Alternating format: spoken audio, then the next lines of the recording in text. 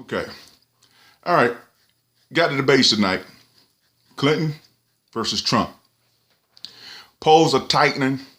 And all I've been hearing is about, why Clinton ain't up 15, 20 points. And, I started thinking about that thing. Why ain't Trump up 15, 20 points? For 8 years, all we've been hearing from some folk is just how bad President Obama was. How he was a Muslim, a terrorist, just all kind of sorts of bad things. Then we're hearing about Hillary. For 30 years, they say she's been just a terrible, terrible person. So how is and before I even get into that, basically I heard that the Republicans could put up just about anybody that should be able to beat Hillary Clinton, who should be in jail, who's a liar, a thief, dishonest, killed people over there in Benghazi, and following a president who wasn't legitimate, a terrorist himself, or at least a terrorist sympathizer, who forced Obamacare or healthcare down the throats of people. So why isn't Donald Trump up all this? 20, 15, 20 points. That's the question I want to ask. But all that to the side, we getting ready to find out now, at least with this first debate, what's the real deal. Donald Trump flattened out the Republican Party, won his nomination. Hillary Clinton won her nomination on the Democratic side. So we got a Republican candidate versus the Democratic candidate.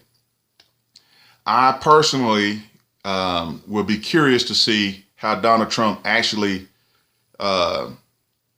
responds or how he acts in a one-on-one debate. Hadn't seen that from him.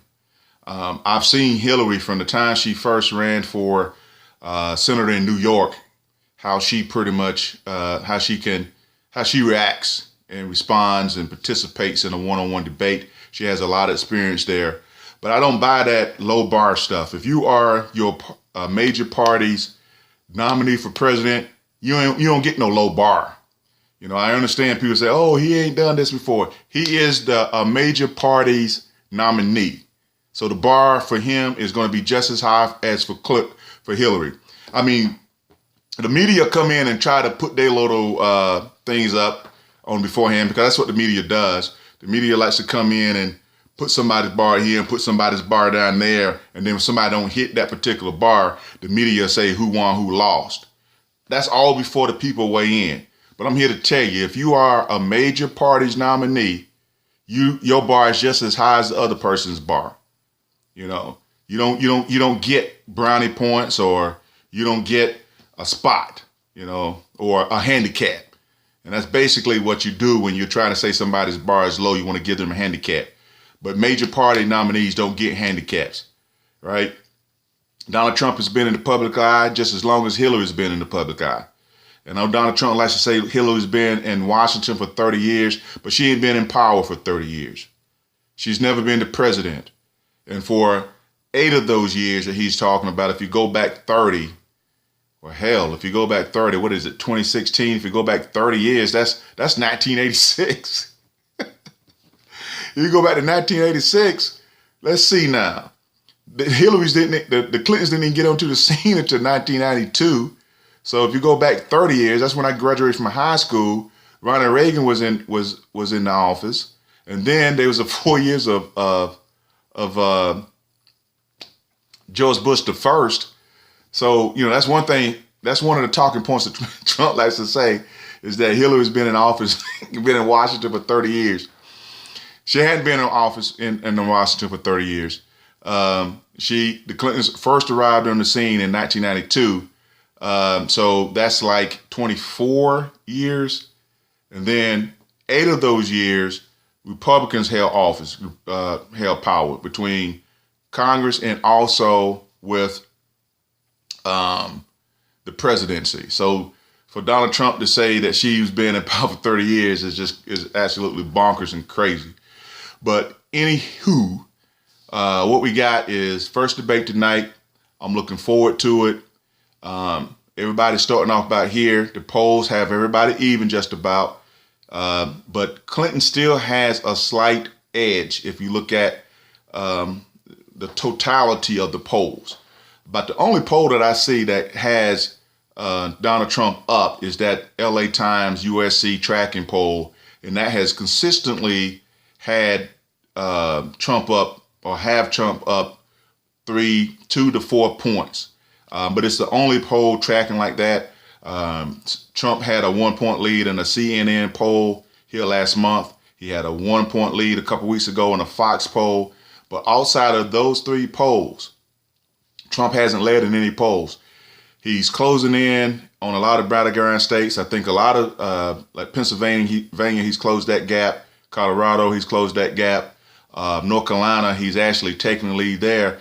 And really and truly, outside of President Obama winning the state of North Carolina in 2008, North Carolina has effectively, on the national scene, voted Republican for about as far back as I can remember.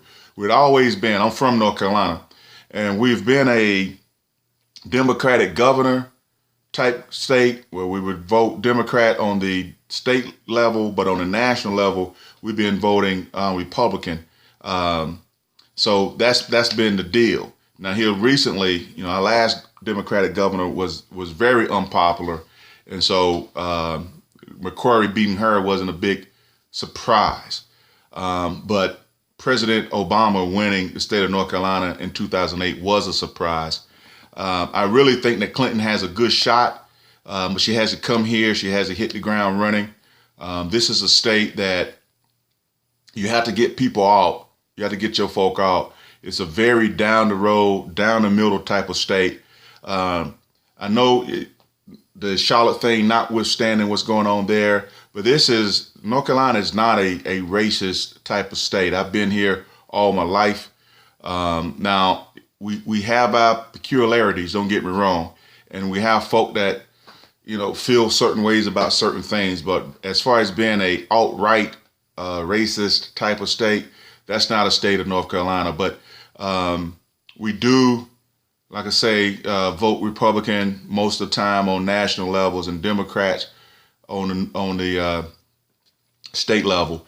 That's flipped recently because the Democrats have been in power so long on the state level that there was some shenanigans going on that people just got a little bit fed up with, and the Republicans had seized some power. And then once they got into power, it was about that time where it was time to redraw some congressional or some legislative lines or whatever, those governmental lines, voting lines or whatever. And so they drew those lines where they can pretty much keep themselves in power for a little bit. But that's, par for the course. That's what the Democrats did for so long. But we are really a middle of the road state. Hillary has a good shot here, but Donna has a great shot here. But one of the things I've seen here in North Carolina is that there are not a whole lot of Trump Pence bumper stickers or yard signs, or Clinton Kane bumper stickers or yard signs. It's not 4 years ago, 8 years ago. I mean, you saw McCain, Palin, Romney, Ryan, and Obama, Biden. I mean, on just about every other freaking car.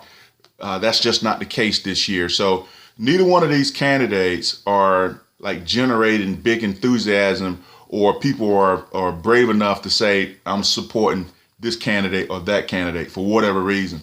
But now it's time to really pick I'm kind of confused as to why someone does not have a candidate of choice at this time. It's absolutely bonkers to me. But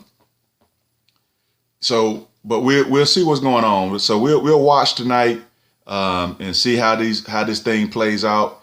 I'm looking forward to it. So how they say in football, get your popcorn ready. I hate everybody get your popcorn ready. It's going to be on and popping. All right.